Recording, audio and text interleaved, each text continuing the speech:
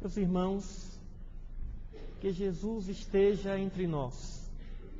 Inicialmente eu gostaria de agradecer o convite dos queridos trabalhadores desta casa, o doutor Aguinaldo, o senhor Dorival, dona Valquíria, a recepção fraterna da senhora Marlene, e dizer que temos um carinho imenso por esta cidade, por todos aqueles que vivem em São José do Rio Preto. A primeira vez que chegamos aqui foi em 1989.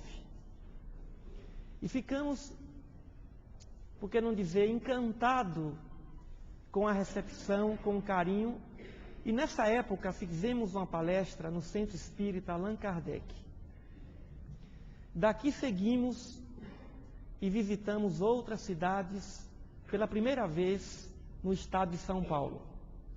E posso dizer que dentre as cidades em que passei, São José do Rio Preto foi a que mais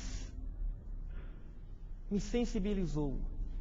Existe aqui uma aura de fraternidade, de espírito fraterno, de companheirismo, e aqueles que moram aqui, que têm a oportunidade de visitar outras cidades, sabem sobre o que eu estou falando. Então eu tenho por essa cidade e tenho pelas pessoas desta cidade um apreço, uma gratidão, e por essa razão me sinto à vontade em começar falando assim. Se eu tivesse que escolher uma cidade do interior de São Paulo para morar, eu escolheria São José do Rio Preto. Há uma diferença entre ser alegre e ser feliz. Muitos pensam que a alegria é felicidade. A alegria é um momento de euforia emocional. E a felicidade é um estado de espírito garantido por uma consciência reta, como um vetor resultante de pensamentos, palavras e ações também retos. Felicidade não é alegria. Uma pessoa pode estar alegre e não ser feliz. Uma pessoa pode ser feliz e naquele momento estar ou se encontrar triste. Mas por que confundimos felicidade com alegria? Porque a alegria é um momento de êxtase do espírito que está contente por alguma coisa, que pode ser positiva e pode ser negativa, espiritualmente falando.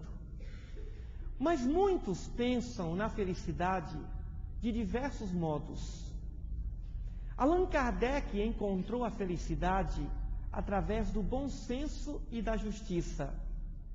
Madre Teresa de Calcutá encontrou a felicidade por meio do devotamento aos que sofrem. O nosso Chico Xavier encontrou a felicidade dentro de uma escola de disciplina. Através da disciplina, ele encontrou a felicidade. Disciplina mediúnica, disciplina nas palavras, no trabalho, disciplina espiritual. E não apenas a disciplina como costumamos a pensar, mas a disciplina também da caridade. Observamos que Galileu encontrou a felicidade por meio de um estudo profundo de seus experimentos. Isaac Newton encontrou a felicidade através de uma observação das leis da natureza. E por assim, poderíamos analisar gênios, santos e heróis que viveram momentos de alegria, mas que conquistaram também a felicidade. Qual é a diferença do feliz e do não feliz? Feliz é aquele que tem um objetivo nobre em sua vida, aquele que trabalha e se realiza na sua vida profissional. É aquele que se realiza na sua vida afetiva e também na sua vida espiritual, social. Não adianta alguém pensar que a felicidade ela é encontrada fora do seu ambiente íntimo. O reino dos céus, segundo Jesus, está dentro de cada um de nós. Então, esse estágio de felicidade que tanto buscamos, é um estágio que também se manifestará nas nossas buscas no ambiente da vida profissional. Quantas pessoas são infelizes porque não fazem o que gostam? Trabalham, mas não se envolvem emocionalmente na natureza do trabalho. Quantos processos neurológicos, obsessões espirituais, provenientes de uma insatisfação, provenientes de uma tristeza, porque não faz aquilo que gosta. Escolheu aquela profissão por causa do mercado, ou por algum tipo de outra influência doméstica, social, e não porque ele resolveu desenvolver os seus talentos. Para que o ser humano possa se realizar na sua vida profissional, ele precisa de talento, oportunidade e vocação. Tem gente que tem talento para determinada atividade, mas não tem vocação. Tem gente, por exemplo, que tem talento para a política, vocação zero. Outros têm vocação para jogar futebol, mas não tem talento, que não é o caso da nossa seleção brasileira. Então, é preciso unirmos o talento, a vocação e também a oportunidade. Porque quase sempre conhecemos os nossos talentos, sabemos da necessidade de multiplicá-los, conhecemos a veracidade, mas não conhecemos todas as potencialidades do espírito em torno daquele talento. Por isso que o talento ele tem que ser reconhecido e depois desenvolvido, aprimorado. Existem os descobridores de talentos, mas não basta apenas descobrir o talento, é preciso desenvolvê-lo. O maior orador da Grécia Antiga, Demóstenes, era Gago. O maior astrofísico da atualidade, Stephen Hawking, é paraplégico. O maior músico de todos os tempos, Beethoven, era surdo e suas melhores sinfonias foram compostas quando ele sofria de absoluta surdez. E percebeu que escutar a música não se trata de um fenômeno biológico, porque se escuta, e quem escuta é o espírito. Portanto, não basta apenas desenvolver, conhecer o talento. Também é preciso ter vocação. Tem pessoas que têm talento, por exemplo, para desenhar, mas não está predisposta a dedicar toda a sua existência ao desenho. Veio para uma outra atividade, embora tenha um talento natural para determinada profissão, mas veio para uma outra missão espiritual dentro do próprio contexto profissional. Assim, observamos o talento, a vocação. Vocação é o desejo. Vocação é um desejo sincero. Vocação é a sinceridade do espírito diante de uma escolha de natureza profissional. É o eu quero, eu desejo. Vem das entranhas da alma. Uma vez, 2 amigos estavam a escutar um concerto. O pianista era um deficiente visual. E um deles comentou com o outro: como eu gostaria de dar a minha vida para tocar como ele toca. E o outro respondeu: mas foi o que ele fez há 60 anos que ele é um músico, toca piano, mesmo sem enxergar. Impressionante como muitas vezes nós queremos, mas não estamos medindo o sacrifício desse querer. Porque, como diz Freud, todo desejo gera uma perda, tudo tem o seu preço. E aquele profissional que tem a vocação, no momento em que ele decide trilhar por aquele caminho, ele terá de pagar o preço daquela dedicação. E o preço, prioritariamente, é a satisfação do espírito por estar servindo a comunidade filosófica, científica, social, religiosa, dentro da sua vocação. Portanto, começamos a perceber que não basta apenas ter o talento.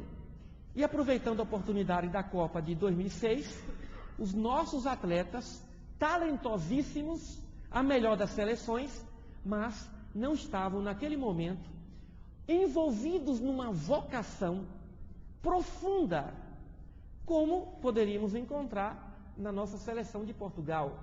Estão dispostos a realmente vencer. Mas, agora que sabemos sobre o talento, a vocação, precisamos também saber a respeito da oportunidade. Quase sempre queremos que a oportunidade chegue até nós. O filósofo Bernard Shaw afirmava que aqueles que vencem nesse mundo são aqueles que, buscando as circunstâncias de que precisam para desenvolverem seus projetos, e não as encontrando, as criam. Quantas vezes queremos que os pais, os amigos, a sociedade desenvolvam ou criem oportunidades para desenvolvermos os nossos talentos? Mas os grandes gênios da humanidade não encontraram facilidades. Eles tiveram que criar suas oportunidades. Porque nada está pronto e acabado. Também na área do namoro. Queremos o príncipe encantado. Ele não existe. Você, jovem que procura o seu príncipe encantado, você vai encontrar somente sapo. E você que busca a princesa dos seus sonhos, não vai encontrar outra coisa a não ser sapo fêmea. Portanto, você vai ter que criar. Você vai ter que gerar no outro o espírito de príncipe ou o espírito de princesa. Olha como eu me amo, porque alguém me ama, porque alguém acreditou em mim. A autoestima do ente amado. Não pense que você vai encontrar o rapaz perfeito, aquele que vai adivinhar seus sonhos, aquele que já vem pronto e acabado. Esse, quase sempre, já se encontra casado, se transformando através das reencarnações, porque leva um tempo para o sapo se transformar em príncipe. Quem já estudou a teoria de Darwin sabe o que eu estou dizendo. Mas se você amar muito, você pode não apenas obnubilar uma multidão de pecados, mas pode transformar o outro, transformando a si próprio. Queremos um mundo perfeito, pessoas perfeitas, queremos tudo para que tudo isso possa nos servir. E não estamos dispostos a criar oportunidades para que o outro seja mais feliz. O segredo da felicidade não é buscar sua própria felicidade, é buscar e possibilitar o outro a sua felicidade. Buda dizia: se você busca a sua felicidade, ela não será encontrada. Mas se você busca a felicidade, proporcionando-a ao outro, a sua a perseguirá, ou o perseguirá. Porque a nossa felicidade está no caminho do outro. Por esta razão, precisamos traçar objetivos profundos. Porque a pessoa mais perigosa não é aquela que não atingiu os seus objetivos, que não desenvolveu seus talentos, que não sabe de sua vocação, ou que não encontrou a oportunidade. A pessoa mais perigosa é aquela que não tem objetivos, é aquela que não traçou um vínculo, por isso não persiste, por isso desiste facilmente. E é preciso estabelecermos objetivos práticos em nossa vida profissional, em nossa vida afetiva, em nossa vida social e em nossa vida religiosa. O que queremos em nossa atividade profissional? Servir. O que queremos em nossa vida afetiva? Amar. E o que desejamos em nossa vida religiosa? Encontrar um canal de intimidade com o nosso Pai. Estabelecer com Ele um vínculo afetivo, como Jesus estabeleceu, ao ponto de chamá-lo de Paizinho.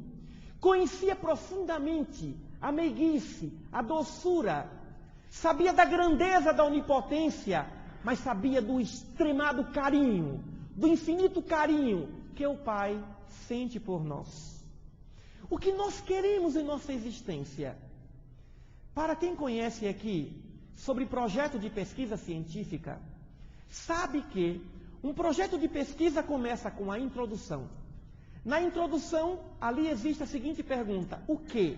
O que eu quero pesquisar? Se você não sabe o que você quer, tem que pelo menos saber o que você não quer.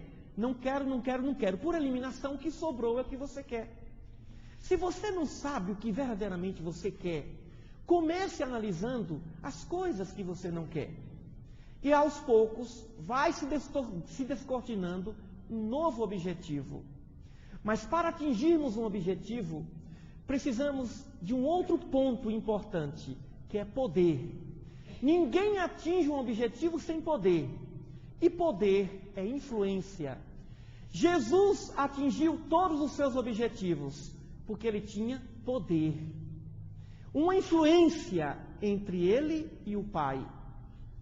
Uma influência profunda. Poder não é se sentir poderoso. Poder é ter capacidade de influenciar. E também de ser influenciado. Uma mãe só tem poder sobre o filho se ela tiver sobre ele uma influência. Poder é a influência que nos levará a atingir o objetivo. Mas quem é que tem poder? É quem tem controle. Poder mental, controle mental. Poder econômico, controle econômico. Poder espiritual, controle espiritual. Poder educacional, cultural, vem de um controle. Controlar não é dominar.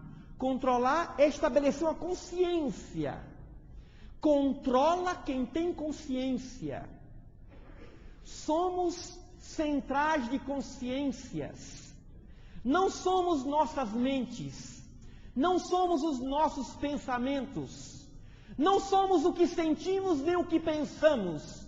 Nós somos aquilo que conscientizamos. Somos seres conscienciais. Quando nos falta consciência, nos falta controle. E a falta de consciência é o que geralmente chamamos de ignorância.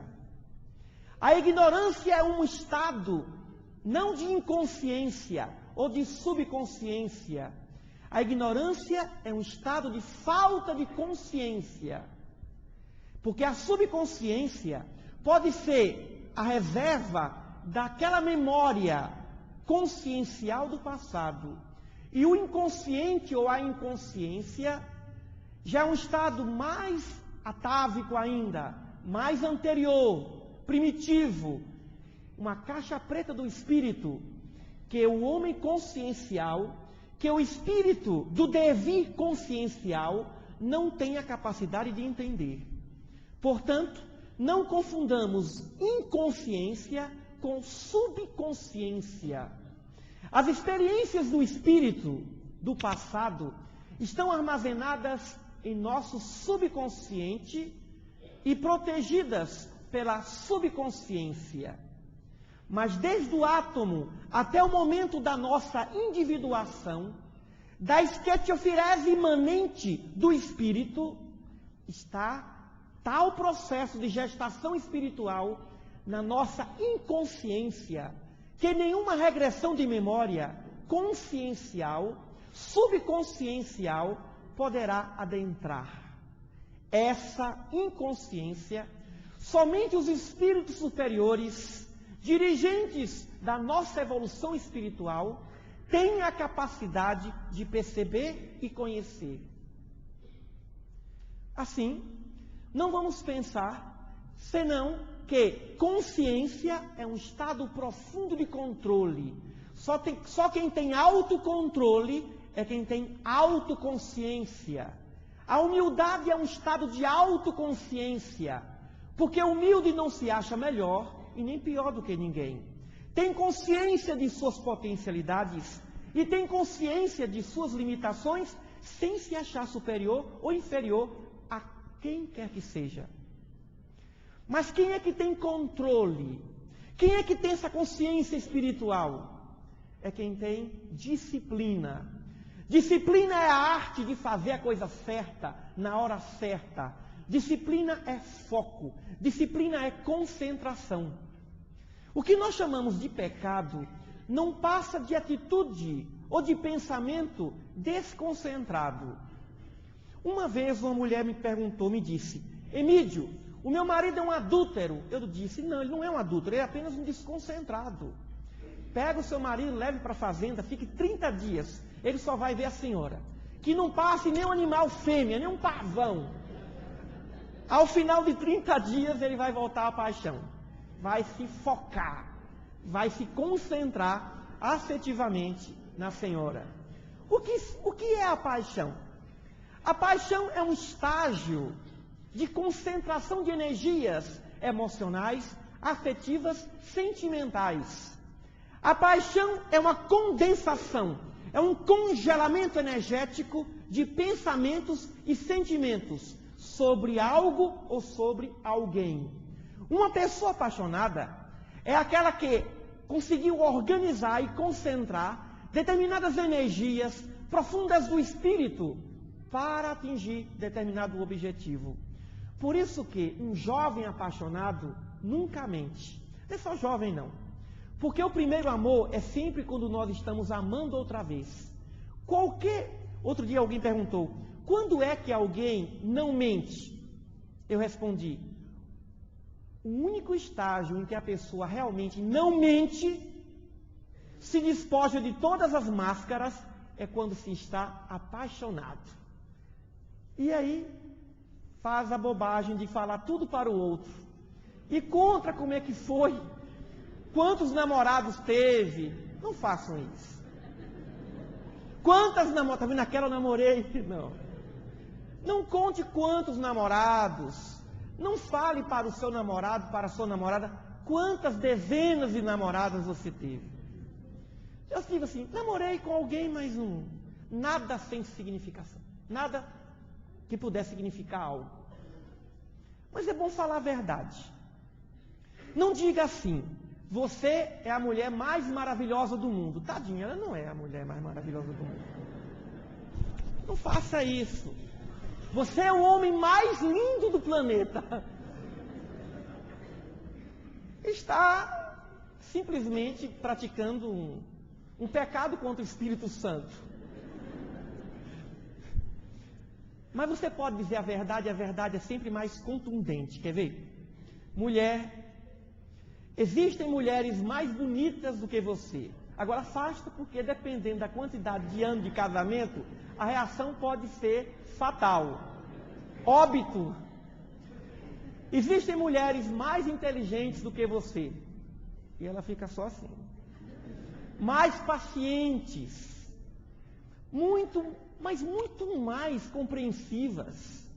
Mulheres sábias. Mas no meio de bilhões de mulheres, milhões e milhões de mulheres, isso me lembra até a biologia, 500 milhões de espermatozoides para uma vaga. Você foi a única que fecundou o meu coração. Aí pronto. Aí a mulher fica realmente satisfeita. Todo homem quer ser o primeiro na vida de uma mulher. E toda mulher quer ser a última da vida de um homem.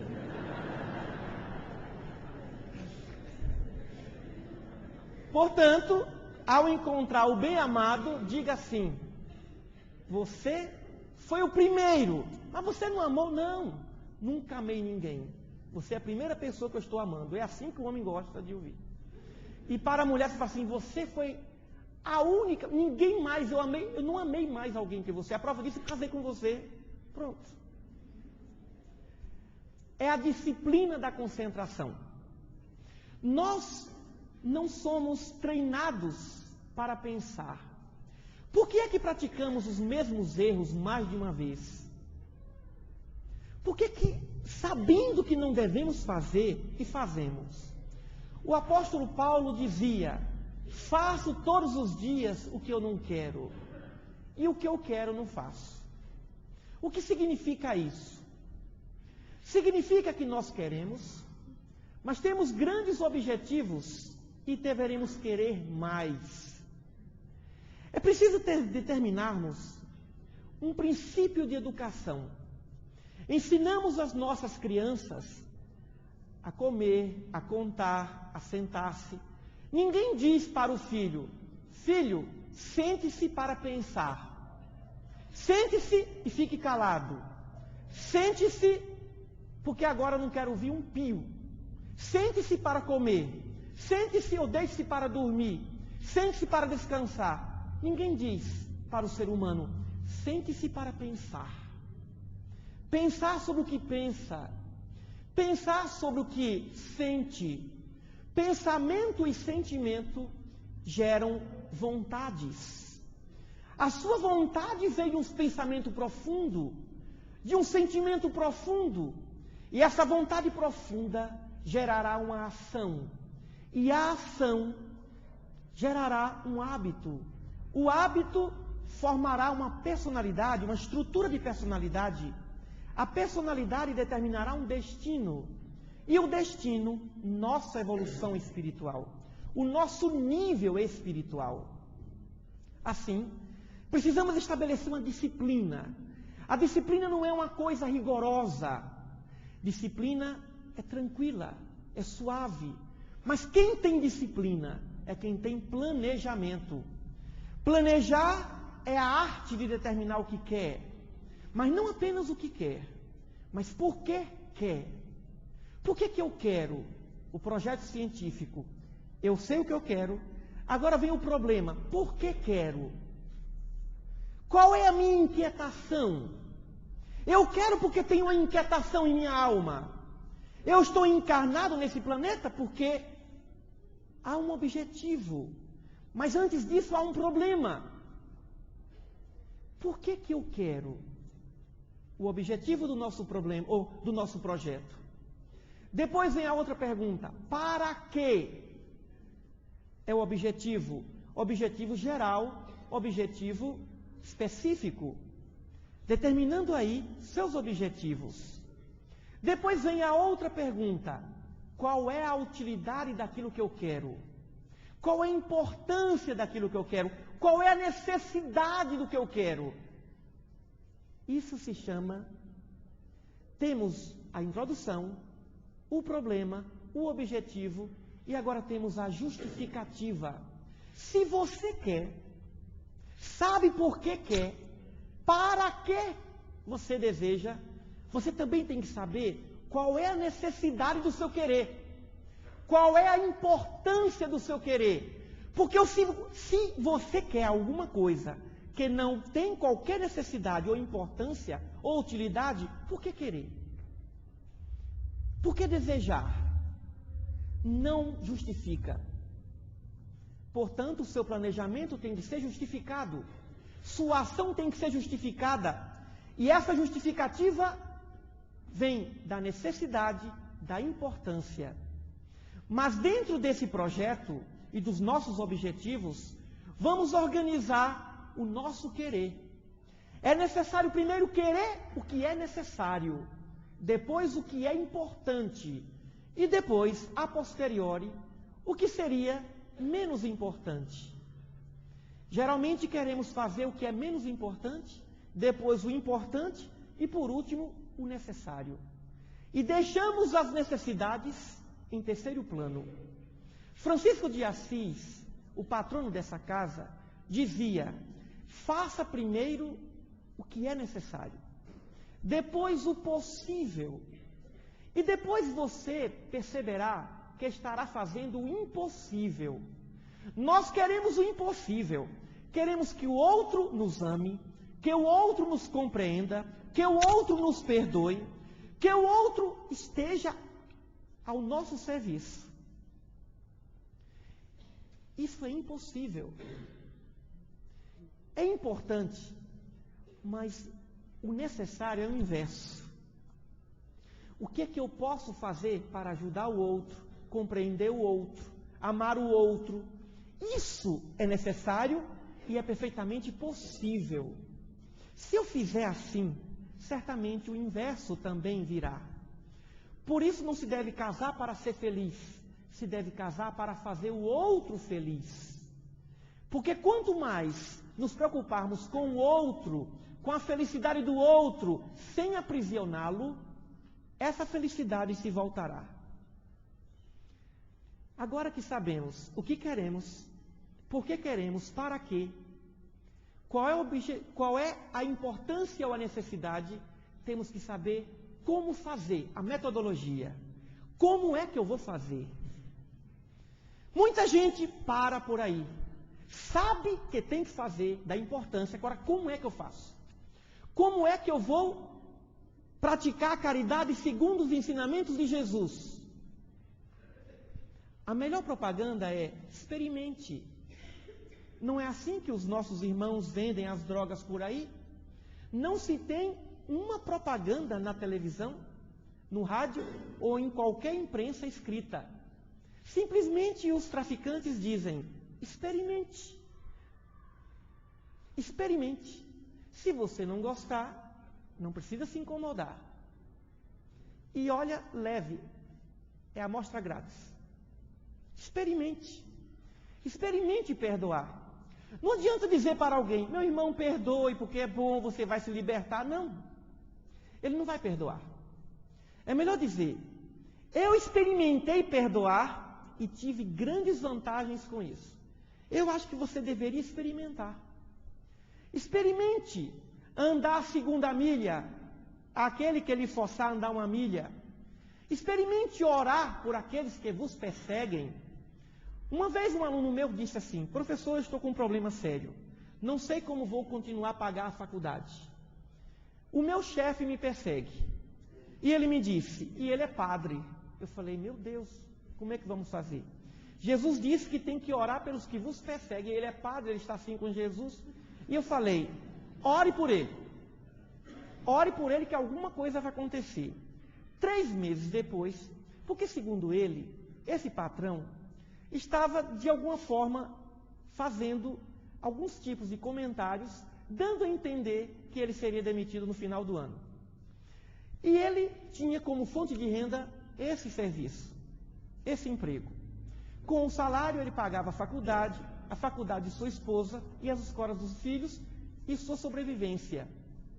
3 meses depois ele disse para mim: professor, o padre morreu. Eu falei: não ore nunca mais para ninguém.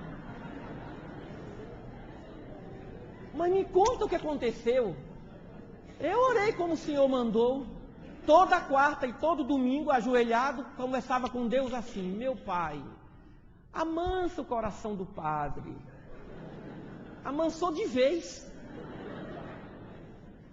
Orai pelos que vos perseguem. Tem alguém no emprego ali perseguindo? Ore. Alguma coisa vai mudar. Alguma morte vai acontecer, mas não pode ser a morte física. Vai morrer o perseguidor.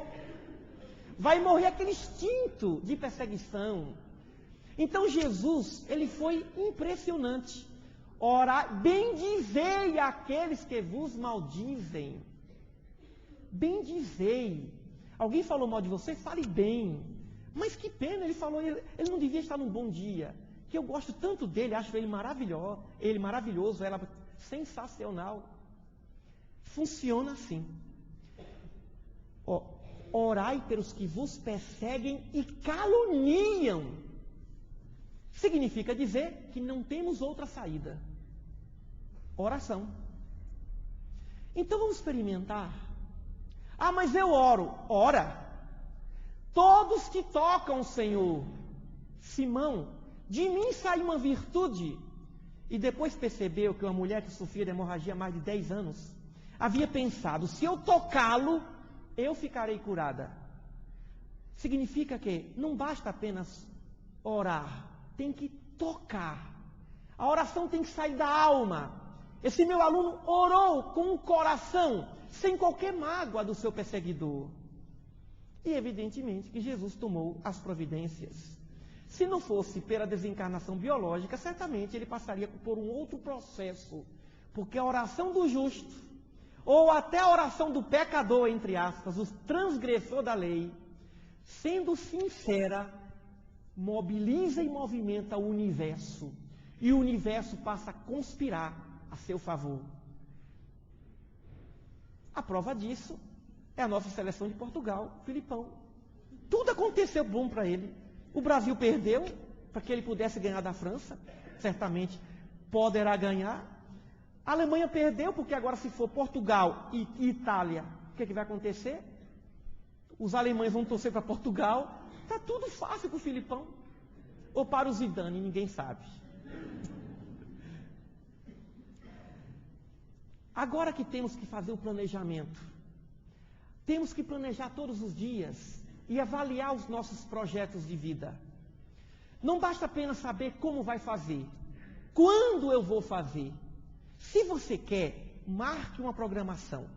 Planejar é saber o que quer e programar é marcar a data, a hora. Se você não determinar o tempo, o cérebro não vai entender que você quer. Ah, eu quero me casar. Muito bem, coloque assim. Em 3 anos eu me casarei. Agora o casamento vai acontecer. Porque agora o seu cérebro vai trabalhar em cima dos 3 anos. Você pode até modificar o cronograma, mas você vai trabalhar em função dele. É preciso estabelecer o tempo. E depois vem quanto vai se gastar nesse projeto. Porque tudo tem um preço. Eu estou disposto a pagar esse preço?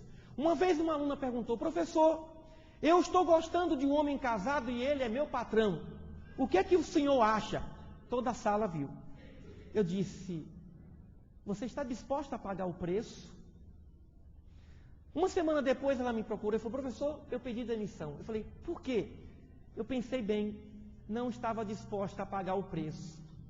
Minha juventude, minha consciência, remorso, professor. Minha alegria, o preço era alto demais. Tudo tem um preço. Está disposto a pagar o preço? Eu quero seguir Jesus, tem um preço. Aquele que quiser vir após mim, tome sua cruz, não é para arrastar, carregue-a e siga-me. Agora, tem a recompensa. Na nossa tese de doutorado, nós desenvolvemos que há uma relação entre o direito natural e a lei de ação e reação de Isaac Newton. Fazemos 2 coisas em nossas vidas. Ou respeitamos o direito do outro, ou desrespeitamos o direito do outro. Tudo que se pensa, fala ou faz, ou vai gerar respeito ou desrespeito. E a reação diante dessas ações será apenas uma ou outra. Se eu respeito, virá a reação do dever de recompensa. Se eu desrespeito, virá a reação do dever de reparo. Reparo do dano moral, espiritual, material. Tudo que eu faço, toda ação que eu gero, vai me gerar uma reação de recompensa ou de reparo. Não de punição, mas de reparo. Agora sabemos que precisamos de um planejamento. Mas quem é que sabe planejar? É quem sabe o que quer. O cantor Raul Seixas, numa de suas músicas, dizia que se você for sincero e se o seu desejar for profundo, você pode conquistar o mundo. Tente outra vez. Só que não somos sinceros. Usamos de máscaras. Nós queremos o que o outro quer. Nós queremos o que o outro acha que queremos ou devemos querer. O nosso desejo é muito carente de sustentação. Desejamos hoje, não desejamos amanhã. O nosso amor também é carente de sustentação. É preciso estabelecermos uma sinceridade, inicialmente conosco mesmo, e depois com os outros. Quando é que alguém quer? Uma vez alguém me perguntou, quando é que realmente alguém quer? E eu respondi, quando esse alguém está disposto ou disposta a dar a sua vida por aquilo que você quer. Se você quer, Mas se você não estiver disposta a dar a sua vida pelo que você quer, você não quer. O seu querer é superficial. Você tem que querer. Você tem que querer de tal maneira que você possa dizer: eu estou pronta ou pronto para dar minha vida pelo que eu quero. Batei e abre-se-vos-á. Ah, mas eu bato e não abre. Bata com mais força. Bata fazendo o maior barulho do mundo. Vai ser ensurdecedor. O barulho vai ser tão alto que as pessoas vão abrir as janelas e perguntarem assim: por que você está batendo tanto? Porque eu quero. Não, não bata mais não, toma aqui. Só que nós batemos fracamente. Jesus caminhou sobre as águas. A água simboliza a emoção. Ele dominava as emoções. Pedro começou caminhando nas águas, mas depois ele não teve sustentação. Não é o que ele queria. Ele queria, mas o seu desejar não era profundo. O seu desejo não era tão profundo. Jesus tinha controle sobre emoções, sobre pensamentos, controle sobre o espírito, controle sobre o seu corpo físico. Podia transformar o seu corpo da forma como desejasse. É preciso saber querer. Mas quem sabe o que quer? É quem está disposto ou disposta. Aquele que estiver disposto a dar sua vida por mim, achá-la-á. Aquele que quiser ganhar a sua vida e não estiver disposto a dar sua vida por mim, perdê-la-á. Porque esse é o preço que se paga quando se coloca as coisas espirituais acima das coisas materiais. Quem sabe o que quer é aquele que sabe decidir. O momento mais importante da nossa vida é o momento da decisão. A felicidade ou a infelicidade vem de um momento de decisão. Um homem era muito rico e tinha apenas um único filho. Um dia chamou o filho, que era perdulário e irresponsável, não o ajudava em suas atividades profissionais, olhou para uma árvore e lá se encontrava uma forca. E aquele homem disse ao filho: filho, ali se encontra uma forca. O seu pai vai morrer.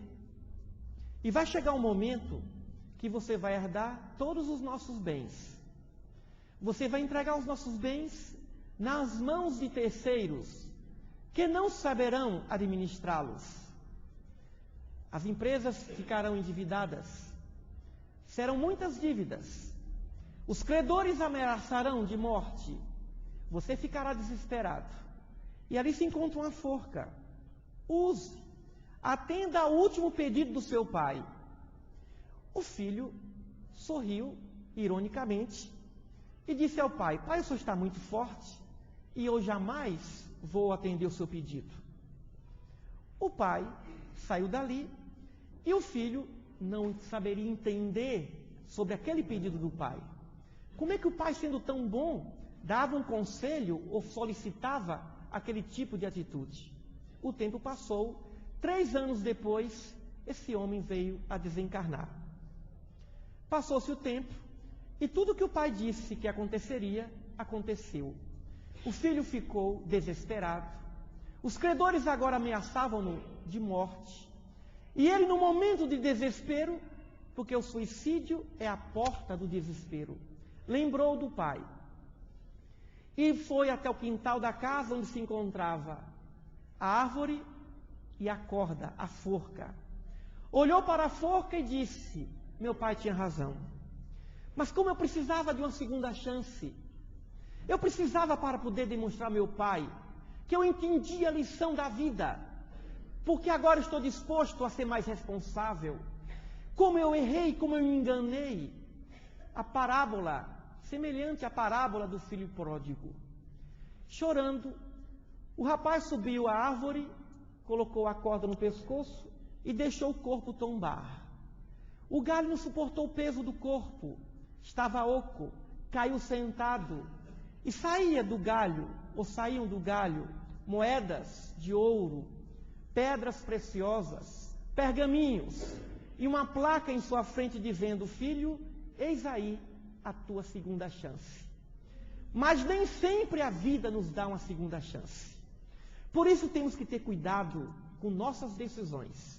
O problema do casamento não é o casamento. Está lá no namoro. Decidiu mal. Pensou que ele mudaria depois do casamento. Não, esse defeito depois de casar muda. Não muda, piora. Mas ela vai ser diferente. Depois de casar, não vai ser diferente. Vai piorar. Os defeitos são mais aclarados. E as virtudes também. Então, é bom decidir. Uma vez uma amiga perguntou: Emílio, eu estou gostando de 3 rapazes ao mesmo tempo. E eu conheci os 3. Com qual dos 3 você acha que eu devo casar? E os 3 se chamavam André. Aqui eu posso falar porque não é Goiânia. Os 3 Andrés. Eu falei: eu acho que você deveria ir para o Oriente e montar um harém só com Andrés. Porque eu acho que você gosta de todo rapaz chamado André. Não, Emílio, por favor. Eu falei: vamos orar. Vou pedir a Deus. Vou orar. Naquela noite eu estava assistindo o programa do Jô Soares, 11h30, e nada me veio. No dia seguinte acordei já com a intuição. Agora já sei. Liguei para ela, 6h30, e falei: já sei com qual dos 3. Qual?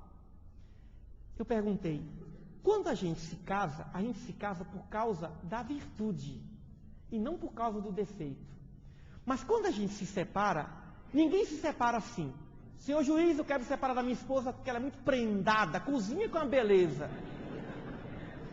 Olha, senhor juiz, eu não aguento mais esse homem. Esse homem é muito carinhoso, pegajoso. Você não se separa por causa da virtude, mas por causa do defeito. Então eu disse assim: os 3 são ótimos. 3 rapazes realmente virtuosos. Ela estava percebendo as virtudes dos 3. E logo eu perguntei: busque aquele cujo defeito você pode suportar pelos próximos 30 mil anos. O segredo de se viver 50 anos, bodas de ouro, de diamante, de carvalho, o segredo não é o amor, é a tolerância. O amor em forma de tolerância diante do defeito do outro. E logo ela disse: então já sei, é fulano, é o André número 2. Porque com o outro tem que morar com a sogra, não dá certo. Aí logo ela foi percebendo os defeitos. Então busque o defeito que você pode suportar nele ou nela. Aí está o segredo da união. Minha esposa mesmo, ela suporta muito bem os meus defeitos. E estamos aí firmes. Mas é bom que durante o namoro você também demonstre os defeitos, porque o namoro é o momento da propaganda. Só tem virtudes. Só se vê o lado bom, mas ele é maravilhoso, ela é fantástica. Depois se casa, aí percebe o outro lado. Porque a paixão, na paixão você vê o que você quer ver e não o que é. Então, vamos perceber sobre essas questões a respeito da decisão. Quem é que sabe decidir? É quem sabe pesquisar. Pesquisar é a arte de observar, registrar, analisar, comparar e aí sim decidir.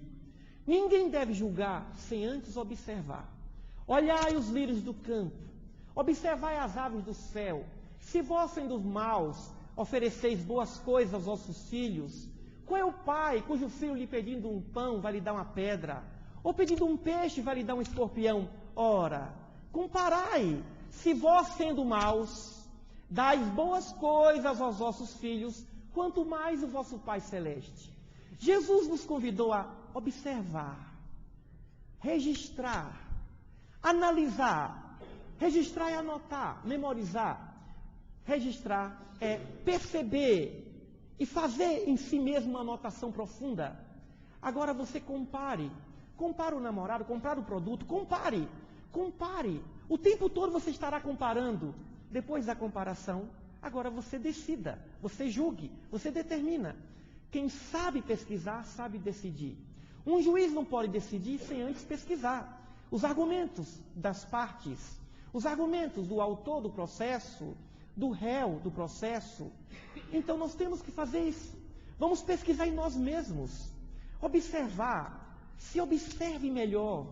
Não somos nem tão bons nem tão ruins, vamos pesquisar. Quem é que sabe pesquisar? É quem tem bom senso. O nosso querido codificador Allan Kardec Teve bom senso porque ele, antes de tudo, foi um pesquisador. Quem tem bom senso é aquele que tem justiça em seu coração. O bom senso é o primogênito da justiça. E quem é que sabe ter o senso de justiça? É aquele que sabe compreender. A pessoa mais inteligente não é aquela que tem grande cabedal de conhecimento. A pessoa pode não ter qualquer tipo de cultura livresca e ser um sábio, e ser uma pessoa portadora de grande sabedoria, porque a sabedoria vem da compreensão. Compreensão que leva ao bom senso. Newton compreendeu. Thomas Alva Edison compreendeu. Mohandas Karachand Gandhi compreendeu, por exemplo, que a não violência é o princípio da paz. Albert Einstein compreendeu a legitimidade da sua teoria geral da relatividade. Copérnico, Kepler, tantos outros no campo da Renascença, Leonardo da Vinci, Michelangelo, Rafael Sanzio, compreenderam a genialidade, Mozart, Schubert, Strauss. Outros tantos, Confúcio, Buda, foram indivíduos que compreenderam Joana d'Arc. É a compreensão de um sentido profundo da vida, que vai nos levar ao bom senso. Allan Kardec compreendeu, Gustave Gelei, Camille Flammarion, Leon Denis, Gabriel Delany, compreenderam e compreendem os nossos pais, nossos avós, nós mesmos. Nós somos sábios quando nós compreendemos. E estamos na ignorância quando deixamos de compreender. Meus irmãos, não compreendemos tudo. Não sabemos, por exemplo, que estamos aqui. Porque estamos nesse país e não em alguma cidade do interior da China. Não sabemos porque ele é o nosso pai ou porque ela é a nossa mãe. Não sabemos tantas coisas. Alguém poderá dizer, é porque na outra encarnação. E por que na outra encarnação? Com tanto espírito para encontrar, porque encontramos esses espíritos. Não sabemos muitas coisas. Mas é preciso que, inclusive, essa ignorância seja compreendida como Sócrates. A única coisa que eu sei é que nada sei, profunda compreensão de um conhecimento. Como Aristóteles, Platão, Pitágoras, a compreensão de Melquisedeque, a compreensão de fé de Abraão, Isaac, Jacó, José do Egito. Compreender é a genialidade. O gênio terá de compreender para desenvolver sua teoria. O herói terá de compreender para ver uma razão de sacrifício da própria vida. O sacrifício de João Batista, o sacrifício de Marco Aurélio, o sacrifício de Péricles, o sacrifício de tantos e tantos que se dedicam à política, por exemplo, como Abraham Lincoln, o sacrifício dos que dedicam, dos que verdadeiramente estão dedicados a uma causa, a um ideal. É preciso então perceber como Lacan, como Jung, o próprio Freud, compreendeu o fenômeno. É a compreensão que nos libertará. Mas quem é que sabe compreender? É quem tem conhecimento. Conhecer não é se assenhorar de uma informação. Conhecer é experimentar a verdade. O sábio não é aquele que aprende apenas com as suas experiências. Sábio é aquele que também aprende com as experiências do outro ou dos outros. Compreender para poder experimentar, ou experimentar para poder compreender. Conhecereis a verdade e a verdade vos libertará. O que significa isso? Experimente a verdade e ela vai libertar o espírito das mentiras, das máscaras da ignorância.